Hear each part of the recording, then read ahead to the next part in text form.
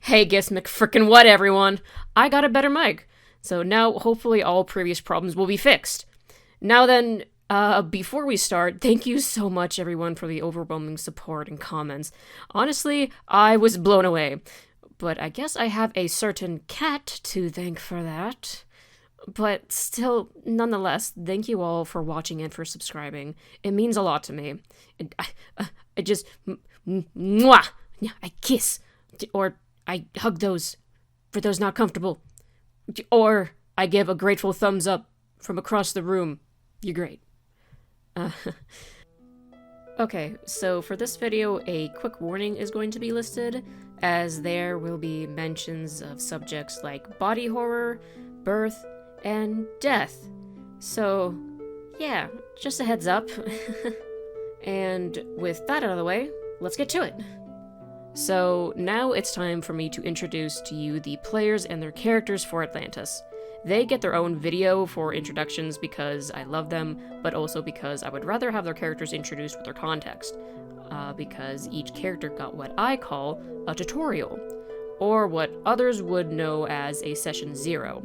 However, the difference is that everyone got their own solo session 0, so a tutorial session, to introduce them to the world and the mechanics, but also to play out the personal story moment that landed their average mundane human character into this world of fucked up supernatural shit.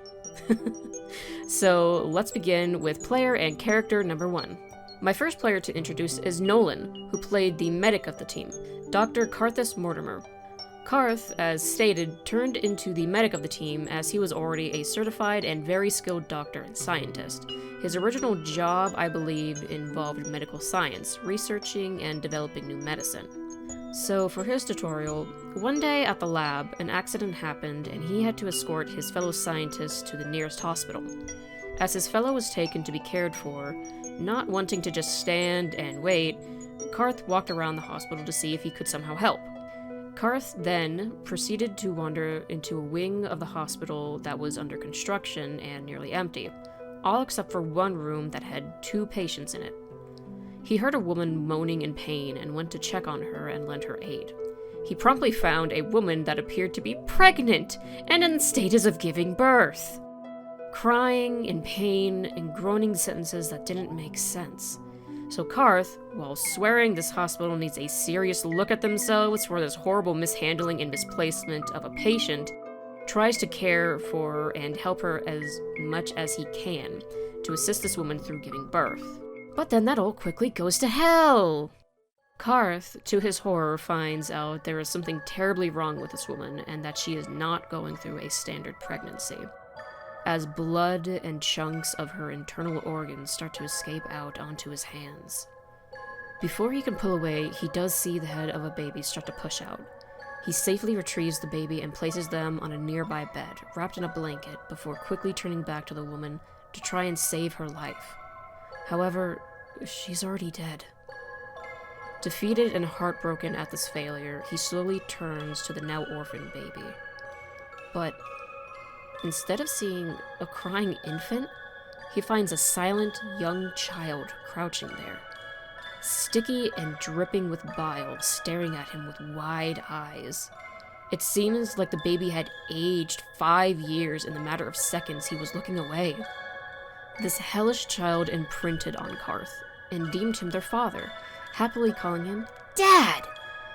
And Carth, in the middle of him internally screaming and just being completely shocked out of his damned mind, actually was somehow calm enough to name this child Harold.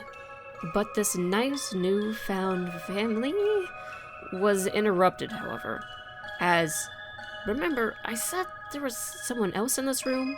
That there were 2 patients? The other patient was a crotchety old man. He was loudly swearing and complaining, yelling through the curtains for them to shut the hell up, I'm napping!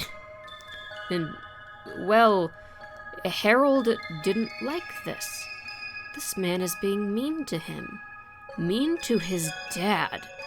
He should shut up. So Harold began to crawl across the floor like a newborn grudge, heading towards the man. Carth was frozen, horrified as he watched this thing. He needed help. As Harold then snapped the neck of the rude elder patient, Carth was carefully trying to move to press the nurse call button, hoping Harold would not notice. And though Harold did in fact not notice at all, he sadly did not just leave Carth alone. As the sound of rushing footsteps came from the hall, Harold ended up scrambling up to him like a sticky centipede, saying how it's time to hide, and then tapped Carth's forehead with a ruddy red finger, where he then immediately passed out onto the floor. It doesn't end there, though. No. While knocked out, Carth saw a vision of a dark but crystal clear lake that led off into the unknown in front of him. Then, behind him, he saw these glowing blue flowers that collected small cups of water in them. They lined the outer edge of these dark wooded trees. Looking out from the forest was the spectral form of the woman that just died in front of him. The last thing he heard before he woke up was the woman saying, "I didn't know." And then Carth woke up, somehow back in his apartment. Apparently, he was found passed out in the hospital, and the room's window was broken. A child had jumped out of it and ran away. Seems like a coworker had taken him home. Which, it all doesn't make sense for why it happened like this, because that's such a disturbing line to hear that you'd think he would have woken up at the hospital surrounded by police. But no, he's home! And a random woman has showed up? The first NPC of the game, Dakota, the resident hacker gremlin that everyone loved and hated, who knew and did stuff that people had no idea how the hell she fucking did it. But here, she was why Carth was taken back home and not left to be questioned. And she was also the one that claimed his couch and told him, LMAO, "Well, you fucked up. You've seen supernatural shit now. So, I either kill you, or you join my syndicate and work with us around the supernatural." Such nice options. In the end, Carth chose to join them as he learned he'd still be able to help people in developing new cures, and would even be able to help and learn what the hell happened to that woman, and where Harold went. And so, Carth joined this Atlantis group under the Intelligence Division. And that was my first character tutorial for my campaign! Maybe I should have mentioned how WoD is a lot more horror-based than D&D. Oh, whoops.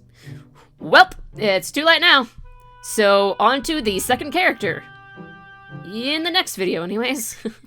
Thank you all for listening. I'll talk to you in the next one. Until then, have a good week and keep your heads above water. Bye.